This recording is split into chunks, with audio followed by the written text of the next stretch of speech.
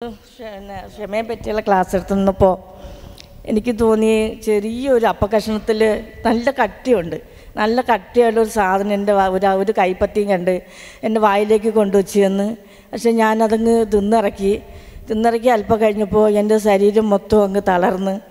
അപ്പോൾ ബ്രദർ വിളിച്ചു പറഞ്ഞ് ഈശോയുടെ സഹനത്തെ പറ്റി ആർക്കാണ്ട കിട്ടുവാന്ന്. അതിന് എനിക്ക് തോന്നി എൻ്റെ ശരീരം മൊത്തം അങ്ങ് തളർന്ന് എനിക്ക് ചാട്ടവാറ കൊണ്ട് അടി കിട്ടും പോലെ തോന്നി. എൻ്റെ ശരീരമൊക്കെ അങ്ങോട്ട് വേർത്ത്. അന്നേരം എനിക്ക് ഇവിടെ ഭയങ്കരമായ ഒരു വേദന ഉണ്ടായി. അന്നേരം എനിക്ക് തോന്നി ഇവിടെ ഒരു ആണിപ്പാട് വന്ന് ഇങ്ങനെ ഒരു ആണി ഒന്ന് അടിക്കുമ്പോഴത്തെ ഒരു പാട് ഇവിടെ എങ്ങനെ ഉണ്ടായി. എന്നിട്ട് എനിക്കറിയത്തില്ല എന്തൊക്കെയാണോ എൻ്റെ ശരീരത്തിൽ ഉണ്ടായി. എന്നാലും എനിക്ക് കുറേ അങ്ങ് കരയാൻ തോന്നി. ഞാൻ കുറേ കരഞ്ഞ്. എന്നിട്ട് ആ ശരീരത്തുള്ള ഇപ്പോഴും എൻ്റെ ശരീരത്തിൽ ഒരു വിറയൽ പോലെ അങ്ങ് നിൽക്കുവാണ്. അങ്ങനത്തെ ഒരു പീഡ ഈശോ കണ്ടു ഞാൻ. ഈശോനത് കൊടുക്കുക, ഈശോനെ ആശ്വസിപ്പിക്കുക കേട്ടോ. ഇനി ഉണ്ടാവും അങ്ങനെ. സൂക്ഷിച്ചോ. ശനിയാഴ്ച വന്നതിൻ്റെ അന്ന് തന്നെ ബ്രദർ പറഞ്ഞ് ഇവിടെ വന്നിട്ട് പൂർണ്ണമായി ഈശോയ്ക്ക് സമർപ്പിച്ചു കൊടുക്കാൻ. അന്നേരം എനിക്ക് ഭയങ്കര മടിയായിരുന്നു ഈശോയ്ക്ക്. ഞാൻ എന്താ സമർപ്പിച്ചു കൊടുക്കുന്നതെന്ന്.